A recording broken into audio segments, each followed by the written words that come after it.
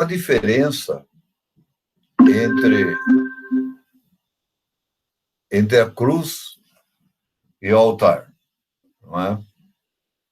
A cruz é onde a nossa vida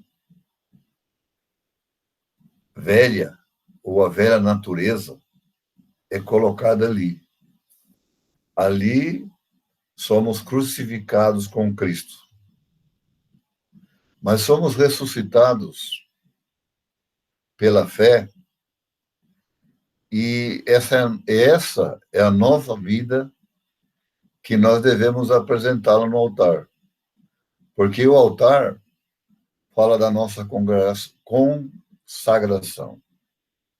A cruz fala da morte do velho homem, e o altar fala da consagração do novo homem para o serviço de Deus. Eu gostaria de ler como texto introdutório 1 Coríntios, capítulo 10, versículos 18 e 20, em que Paulo fala num contexto de ceia, e ele condena as festas idólatras e seus sacrifícios, ou seja, os sacrifícios que os pagãos faziam, não é, para seus deuses. Não é? E ele condena a participação de cristãos nessas festividades. Não é? E ele afirma o seguinte: considerai o Israel segundo a carne. Não é certo que aqueles que se alimentam dos sacrifícios são participantes deles? Que digo, pois, que os sacrifícios ao ídolo é alguma coisa? Ou que o próprio ídolo tem algum valor? Antes, digo que as coisas que a eles sacrificam é a demônios que as sacrificam, e não a Deus. E eu não quero que vos tornei associados aos demônios. Então, nós temos que fazer uma distinção muito prática. Qual é o nosso altar? Aonde nós estamos colocando as nossas vidas? E Paulo não deixa nenhuma alternativa neutra. Ou estamos sacrificando a nossa vida a demônios, ou estamos sacrificando nossa vida a Deus. Não é? Pouco se fala nesses dias, não é, a respeito de demônios, de diabo, né? Parece que o diabo não foi embora, não é? E podemos agora, todo mundo pode viver a vida desse mundo com tranquilidade, porque tudo agora é permitido. Porque falar de demônio parece que é politicamente incorreto, não é? E religiosamente obtuso falar hoje em demônios. Porém, a Bíblia é clara nesse assunto. Ela coloca este mundo numa condição onde a maldade está presente, não é? E a pergunta que eu quero deixar para os irmãos, como tese da mensagem, é aonde sacrificamos nossa vida, ou seja, qual é o nosso altar? Qual é o nosso altar? Não é? E vamos trabalhar isso em Romanos capítulo 12, versículos 1 e 2, não é? Romanos 12, versículos 1 e 2. E é um texto que está chamando muita atenção em nossos dias. Romanos 12, 1 e 2. Eu vou estender um pouco esse texto de Romanos, mas começando aqui por Romanos 12, 1 e 2, né?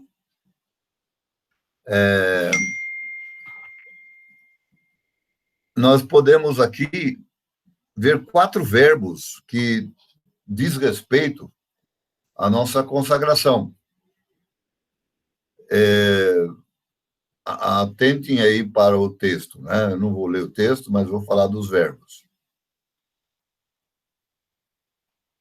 Eu estou aqui no texto errado, espera um pouquinho. Romanos 12.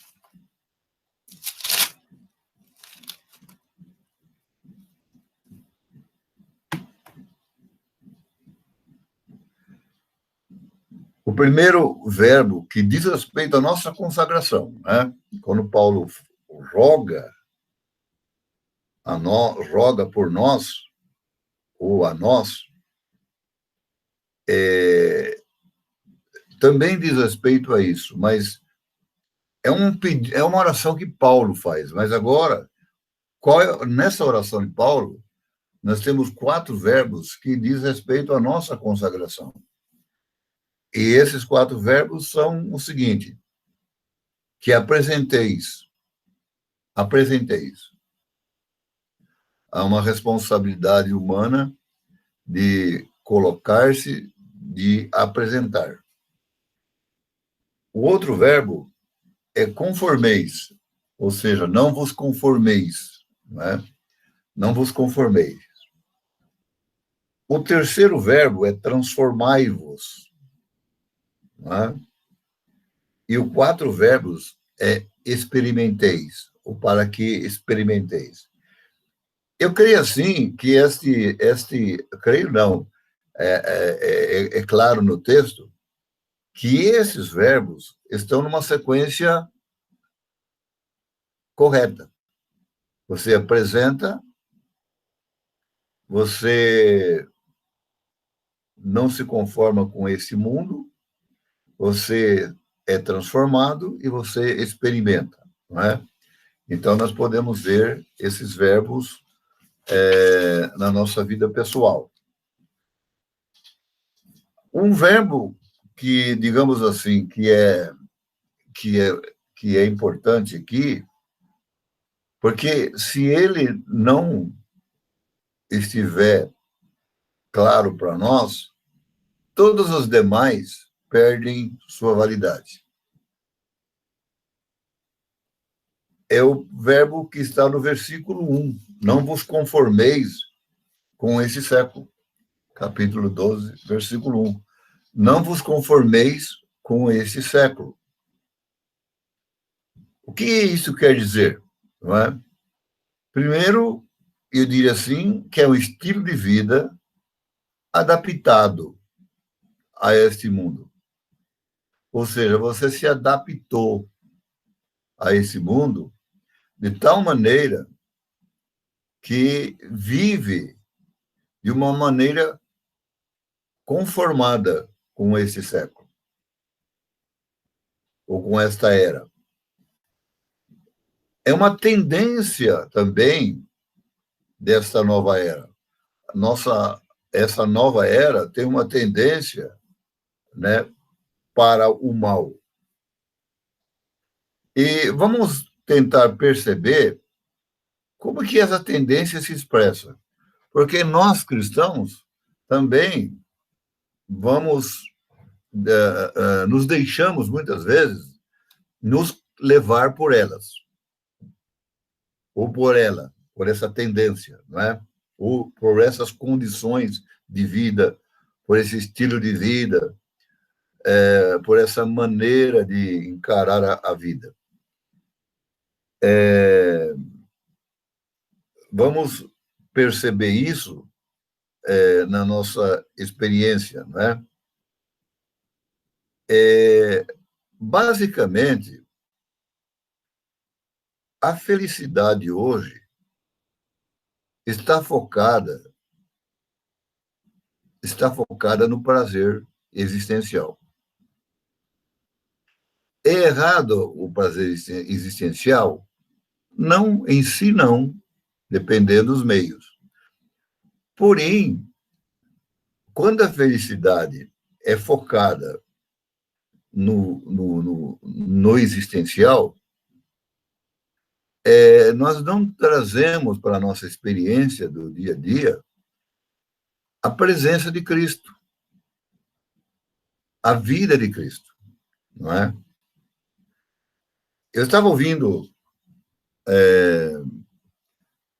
esse publicitário ontem e ele fez uma colocação muito interessante, porque fizeram uma pergunta para ele assim: quando, como que vai ser o novo normal depois da pandemia?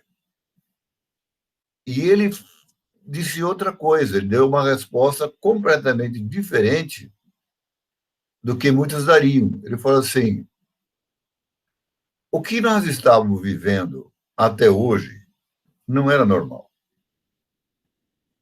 O que nós precisamos é voltar ao normal.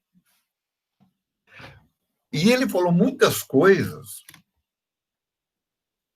que condiz com o pensamento cristão, de solidariedade, de abrir mão de uma vida materialista, de abrir mão do excesso das coisas, não é? Deu exemplos como, por exemplo, deu exemplos assim: você tem lá no seu banheiro muitas coisas que você compra e que você não usa. Então ele fala de um consumismo em excesso de coisas e que ele estava disposto a mudar sua vida e sua maneira de encarar a vida. Ou seja, voltar ao normal e não um novo normal, porque o que estávamos vivendo anteriormente, nós, igreja, também estávamos vivendo essa condição, era uma vida voltada para o prazer. E quando o prazer é o modelo de viver, o materialismo impera, a impureza sexual impera, é uma vida mais voltada para a estética corporal, né? Ou daquilo que é visível, não é? É uma vida que está voltada para as paixões da carne, ou para as paixões carnais. E muitas vezes nós não percebemos isso. Estamos vivendo da mesma maneira, voltados para a mesma perspectiva, e estamos apresentando no altar de Deus essas coisas. A velha vida junto com a nova vida, apresentando no altar de Deus muitas coisas que Deus condena, não é? Ou, como se diz, numa linguagem mais teológica, profanando o altar de Deus, não é? Nós podemos ler também um texto que está em Romanos, capítulo 6, versículo 12 e 13, que diz o seguinte: não reine, portanto, o pecado no vosso corpo mortal, de maneira que obedeçais às suas paixões. Isso aí é não se conformar. Amém? Isso é não se conformar com o presente século. Ou seja, não reine em vosso corpo mortal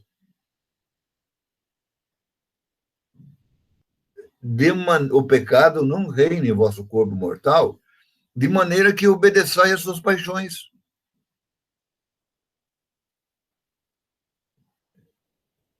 Isso é não se conformar com o mundo, não se conformar com o presente século. Ele disse: nem ofereçais cada um dos vossos membros do seu corpo ao pecado como instrumentos de iniquidade, mas oferecei-vos a Deus como ressurreto dentre os mortos, e os vossos membros como instrumento de justiça. Amém? Isso é que Romanos capítulo 12 fala de sacrifício vivo, santo e agradável a Deus, que é o nosso culto racional. Amém? Não reine mais o pecado em vossos corpos mortais, de maneira que obedeçais vossas paixões, mas ofereçais cada um de vossos membros a Deus como ressurreto dentre os mortos, como instrumentos de justiça, para a prática do bem. Amém? Rejeitando toda uma maneira de viver que não corresponda à vontade de Deus. Né? Então, a igreja também vai ter que voltar ao normal. Quando eu falo normal, é a igreja voltar-se para Deus, voltar para a vontade de Deus, voltar-se para a fé, voltar-se de novo para os princípios que norteiam a nossa vida. Eu acho muito estranho que cristãos não leiam a Bíblia. Acho muito estranho isso. Mas se você fizer uma pesquisa, 90%, eu estou falando aqui de uma pesquisa da Rede Globo, tá? Uma pesquisa assim aleatória, né? 90% não lê a Bíblia, não é? Nós estamos agora colocando como tema básico em nosso grupo cada família é uma igreja.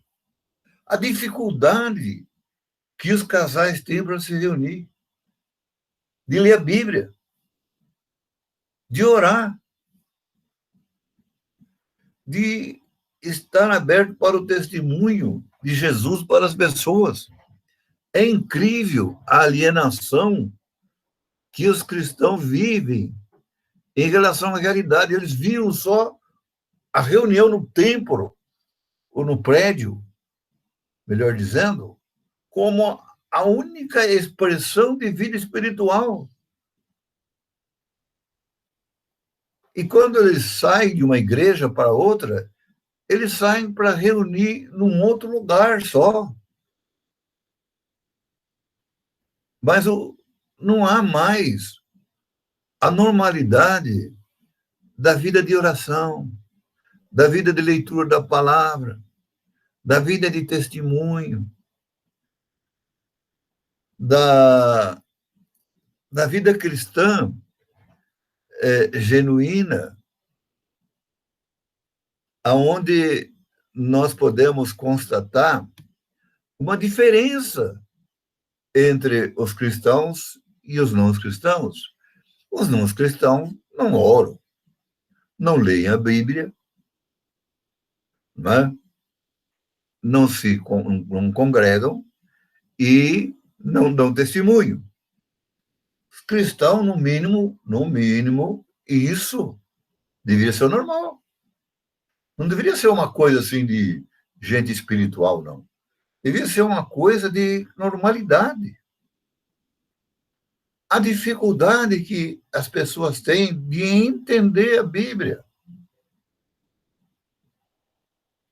Tem coisas difíceis na Bíblia. Eu reconheço que não acho que todos os cristãos conseguem entender a Bíblia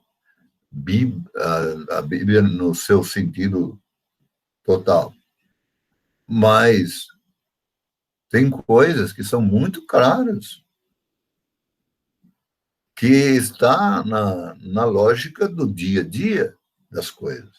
Se você não entende assim, você pode não saber explicar. Às vezes, eu pergunto para algum irmão ou irmã, o que significa isso? Ela não sabe explicar. Ela entende, mas não sabe explicar. Porque ela não tem muita... ela não tem muita leitura, portanto, não tem muito vocabulário. Então, ela não sabe não tem palavra sinônima para explicar, mas ela entende o assunto. Ela entende o assunto. E se você forçar um pouquinho, ela acaba explicando do jeito dela, mas entende. Não é? Não é assim? Pois bem, é impressionante esse aspecto que nós estamos vendo hoje, nessa necessidade de a gente voltar ao normal. Deixa eu dizer uma coisa aqui. Questão da família, por exemplo. A questão da família se tornou um tema de programa político. Imagina onde nós chegamos. Uma família, o que se defende como família nesse programa político, essa ideologia, nessa forma de entender a família? Só a institucionalidade da família. Não entende a família no plano do propósito eterno de Deus. Outros entendem só a questão das relações da família. Então, há o problema do divórcio, da separação, há o problema da desinteligência, do gênio, disso tudo. E quando você vai perguntar qual é os temas do relacionamento entre esses cristãos, eles só sabem explicar que o outro não entende, que um não entende o outro.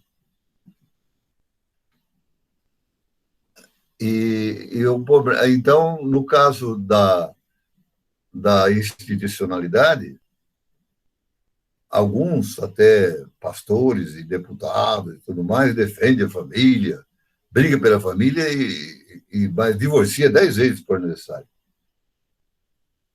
Não tem nada a ver com relacionamento. Outro relacionamento. Aí procuram um profissional para isso.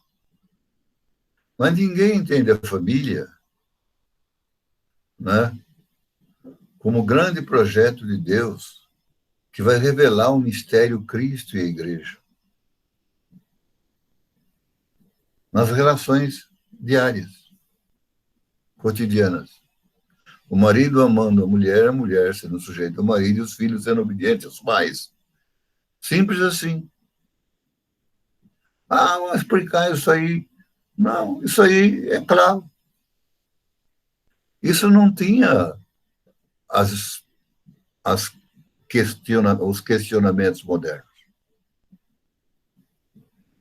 Eu vou fazer uma pergunta para vocês aí. Se alguém quiser responder, pode até abrir o microfone. Quem ouviu o mandamento de Deus que não podia comer a árvore do bem e do mal que estava no meio do jardim? Quem ouviu?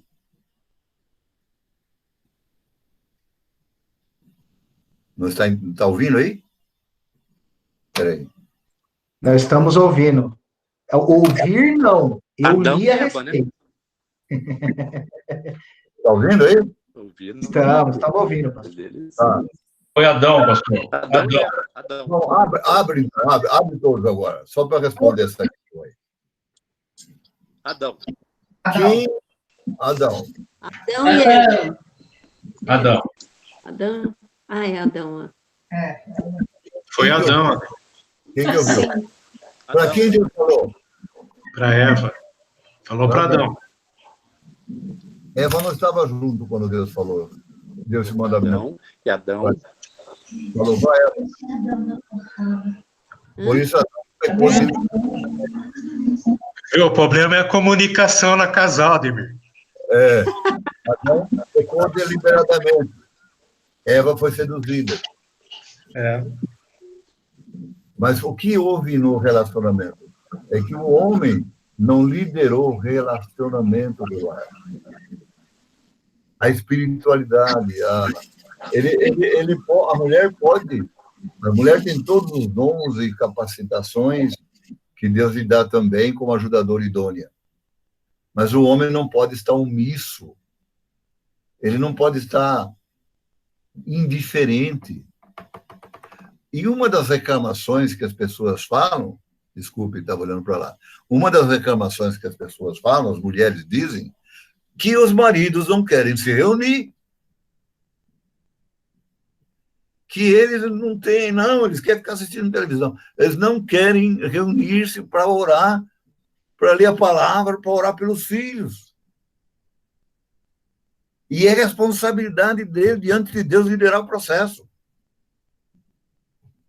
A mulher participa do processo, mas se o homem não lidera o processo,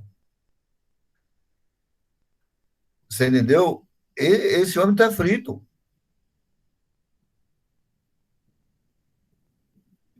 Entende? Aí eu orientei assim, se o seu marido não quiser, você faça isso, você ora, interceda, leia a Bíblia e ore por ele. Porque é importante que ele se converta. Amém?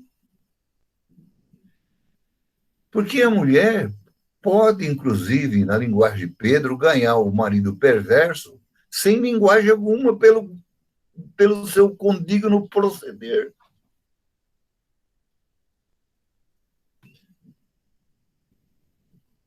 Entende isso? Essas coisas precisam mudar. Nós vamos ter não podemos nos conformar com o mundo. Nós temos que ter um normal. Não um novo normal, mas o normal. Amém? Então vamos indo. Vamos prosseguindo aqui, não é?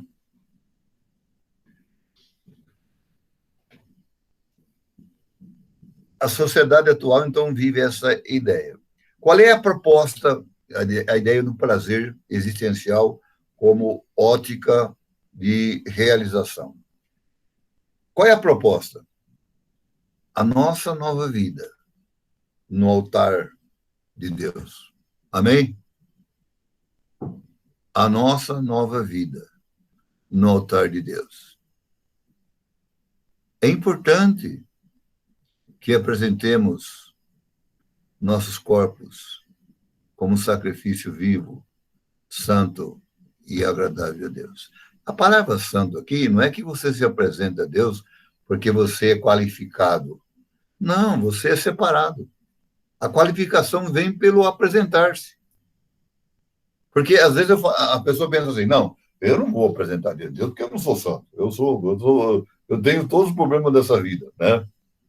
Mas se você é nova criatura, você não é perfeito, você tem problemas, tem dificuldades, é no altar que você vai ser transformado.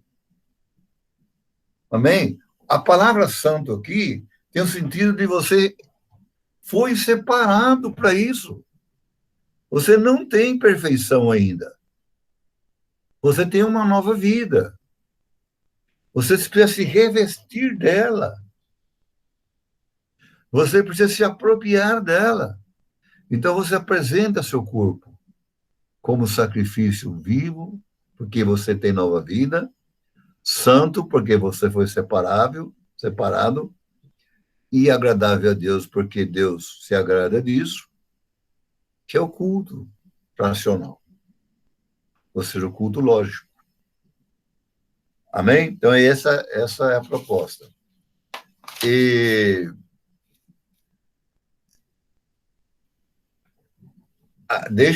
coloque na cruz, fica o velho homem. Lá, crucificai a vós, fazei morrer a vossa natureza terrena e revesti-vos do novo homem. Amém? Então, nós temos essa responsabilidade de apresentar nosso corpo como instrumento de serviço, instrumento de justiça, não é? Não vos conformeis, ou seja, não vos amoldeis, molde. Sabe, você vai fazer uma coisa, precisa de um molde. então não tenha o mesmo molde do mundo, a mesma forma, né? Transformai-vos, ou seja, aqui é um elemento passivo, deixe-se transformar. Há um elemento ativo, revestivos do novo homem, para ter uma nova mentalidade. E nessa nova mentalidade, ou a nova maneira de pensar, é que nós vamos experimentar. E esse experimentar significa um conhecimento que você tem, que você aprova, que você concorda com ele. Não é? Então, vamos ilustrar isso aqui, para fazermos nossa conclusão aqui. Né? Vamos ilustrar. No capítulo 12, versículo 9. O amor seja sem hipocrisia. Bom, como é o amor no mundo? O amor no mundo, ele, mesmo o amor de mãe, tem suas falhas. Porque há uma condescendência com o erro, há uma complacência com o erro, há uma certa identificação com afinidades. Você gosta de quem você quer gostar, ou de quem você acha que é gostável. Essa é uma maneira de... A palavra hipocrisia tem a ideia de você ser um ator que representa. Então, ao invés de o amor ser verdadeiro, ele é uma forma representativa. Eu faço, eu interpreto como se eu amasse. Isso aí é hipocrisia. Vem de Hipócrates, né? Que traduz essa ideia de interpretação, né? Você faz um papel. As novelas, por exemplo, né? A pessoa interpreta, faz um papel, mas aquilo não é realidade. Mas quando nós vamos experimentar a vontade de Deus, o amor vai ser sem hipocrisia. Vai ser puro. Amém? Você vai detestar o mal. A palavra detestar o mal, né? No sentido de que você vai aborrecer o mal, né? Vai se aborrecer com o mal, não gostar mais dele, você vai se apegar ao bem. Então, você vai ver no capítulo 12, do versículo 9 até o versículo 21, que há sempre algo positivo com algo negativo. Né? No zelo não sejais remissos, você ser diligente, mas ser fervoroso de espírito, porque às vezes você tem zelo, mas você tem um zelo legalista. Não, tem um zelo que é determinado pelo seu fervor, e não um zelo determinado pela sua obtusidade. Ou seja, o cara é zeloso porque ele é chato. Não, ele é zeloso porque ele é fervoroso. O zelo aqui traduz uma ideia de compromisso com a verdade. Não é? Seja fervoroso de espírito, servindo ao Senhor. Então, isso contrasta a negligência com o zelo. Antes você era negligente, agora você é zeloso. Antes você era frio, agora você é fervoroso. Amém? Então você vai percebendo que a mudança, a transformação vai ocorrendo na sua vida. Né? E aí nós vamos vendo, regozijai-vos na esperança, sede paciente na tribulação, na oração perseverante. Todas essas questões são resultantes de uma vida transformada. Compartilhando a necessidade dos santos, praticando hospitalidade, alegrando-se com os que se alegram, chorando com os que choram. O Sermão do Monte está resumido aqui. Amém? O Sermão da Montanha está resumido aqui. Se vocês estudaram aí com o Chico, o Sermão do Monte, aqui está resumido em Romanos 12, 9. Em Romanos 12, Lucas 12, 9.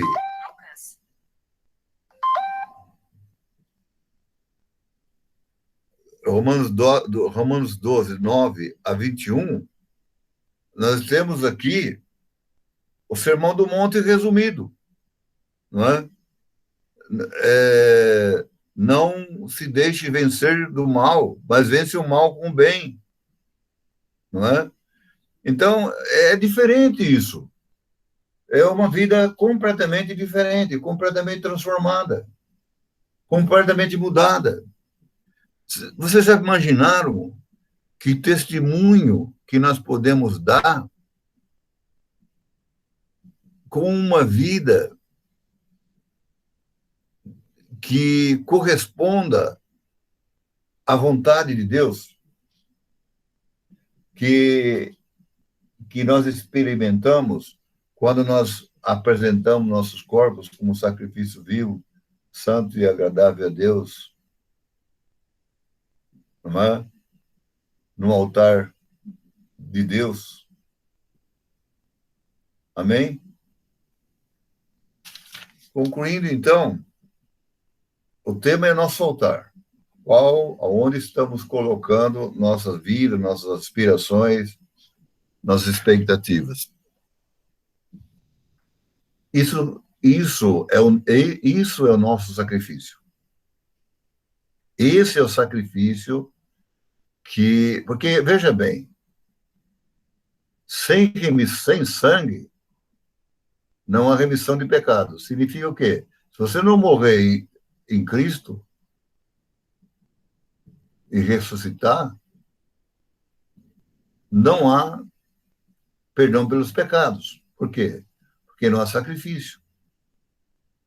Então, o sacrifício é a nossa vida no altar de Deus. Então, qual é o nosso sacrifício? Esse sacrifício, quando eu falo sacrifício aqui, eu falo assim, colocar-se diante de Deus, é que vai resultar em novas atitudes, em novo comportamento.